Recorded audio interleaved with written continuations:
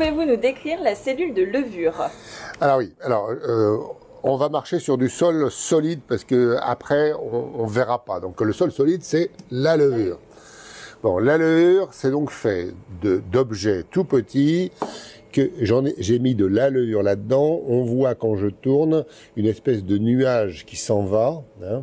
Ce nuage qui s'en va, c'est des petits objets très petits. Alors très petits, combien petits? Ben, oui, ces objets sont des cellules de levure. Hein. Une cellule, c'est donc comme un petit truc rond.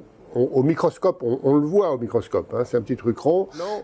Et je vous ai dit que les levures, elles ont des tailles entre 1/1000 de millimètre ou bien 100 fois plus grosses. Bon, les levures, c'est assez gros. Alors, chaque objet, chaque cellule est un être vivant. Oui.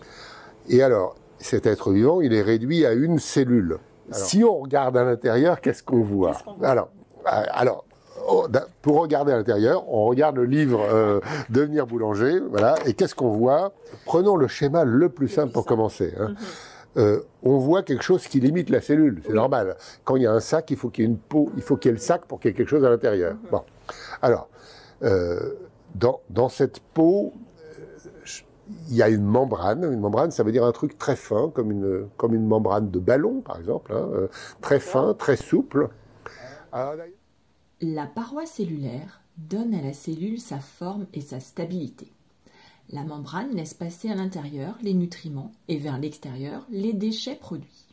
Le noyau cellulaire permet la reproduction de la cellule. Il contient le matériel génétique. La vacuole permet de stocker des déchets, des réserves. Les mitochondries fournissent l'énergie à la cellule pour fonctionner. Le cytoplasme permet de produire protéines, vitamines, lipides. C'est le milieu vital où se déroule l'activité cellulaire. Alors, cet objet est vivant. Chaque cellule, chacune des cellules est vivante. Et c'est pour ça qu'on dit c'est des êtres vivants unicellulaires. Parce qu'il n'y a qu'une seule cellule. Chaque être vivant est réduit à une cellule qui est vivante. Vivante, c'est un truc incroyable. Et alors, pour la boulangerie, c'est pas rien, parce que le vivant va faire le pain. Donc, c'est un chapitre pour après. Hein.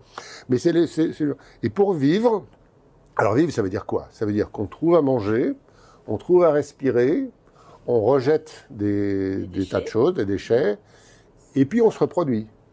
Oui. Hein. Et d'ailleurs, ces levures, elles sont sans doute domestiques. Vous voyez, il y a une différence entre un champignon dans la forêt et un champignon de Paris.